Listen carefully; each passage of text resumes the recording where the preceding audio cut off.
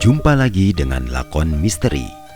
Cerita rakyat Sunda ini mengandung sejarah tentang seorang tokoh yang menjadi guru spiritual dari Pangeran Walangsungsang dan Rara Santang.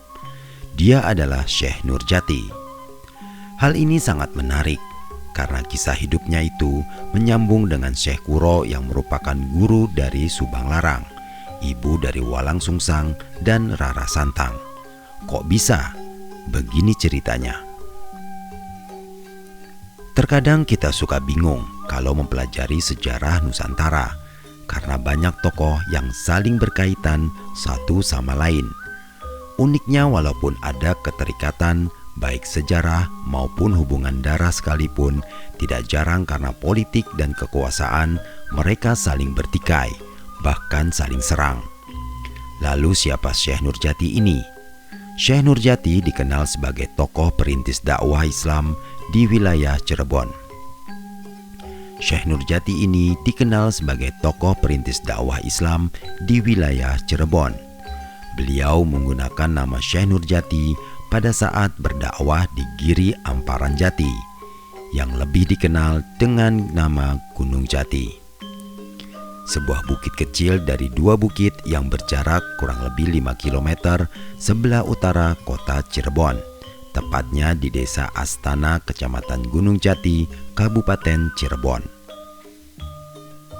Sebelumnya, Syekh Nurjati dikenal dengan nama Syekh Datu Kahfi. Cerita tentang Syekh Nurjati dijumpai dalam naskah-naskah tradisi Cirebon yang merupakan bukti sekunder. Naskah-naskah tersebut berbentuk prosa, di antaranya Carita Purwaka Caruban Nagari, Babat Tanah Sunda, dan Sejarah Cirebon. Syekh Nurjati sewaktu remaja sudah menuntut ilmu sampai ke negeri Mekah dan dilanjutkan ke negeri Baghdad. Di sana beliau mendapatkan jodoh bernama Syarifah Halimah. Setelah pulang dari menuntut ilmu, Syekh Nurjati ke perkampungan yang dekat dengan pelabuhan Muara Jati, disebut Pesambangan. Diceritakan dalam Carita Purwaka Caruban Nagari dan Sejarah Banten, juga dalam naskah Mertasinga, bahwa Syekh Nurjati mendarat di Muara Jati setelah pendaratan Syekh Kuro dan rombongannya. Ayo dukung terus lakon misteri. Jika kalian suka, jangan lupa subscribe, like, dan share ke grup WA atau sosmed kalian. Jika sudah 5.000 subscriber, lakon misteri akan memberikan giveaway buat kalian yang setia dengan lakon misteri. Berbagi kebaikan adalah sedekah. Terima kasih. Pondok Pesantren Pesambangan Jati adalah pondok pesantren tertua di wilayah Cirebon.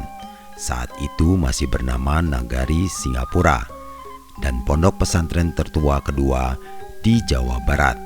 Saat itu masih bernama Kerajaan Galuh.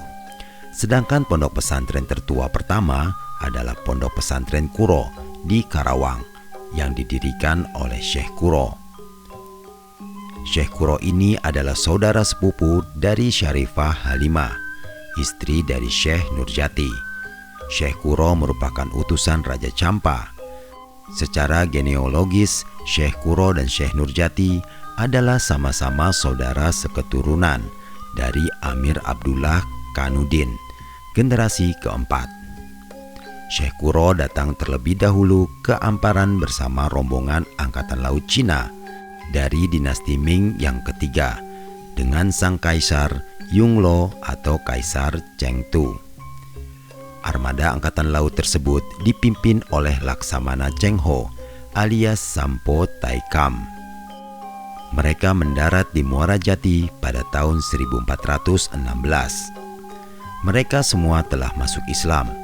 Armada tersebut hendak melakukan perjalanan ke Majapahit dalam rangka menjalin persahabatan. Ketika armada tersebut sampai di Pura Karawang, Syekh Kuro beserta rombongannya turun. Syekh Kuro pada akhirnya tinggal dan menyebarkan ajaran agama Islam di Karawang. Kedua tokoh ini dipandang sebagai tokoh yang mengajarkan Islam secara formal, yang pertama kali di Jawa Barat. Syekh Kuro di Karawang, sedangkan Syekh Nurjati di Cirebon. Benar atau tidak, wallahu a'lam.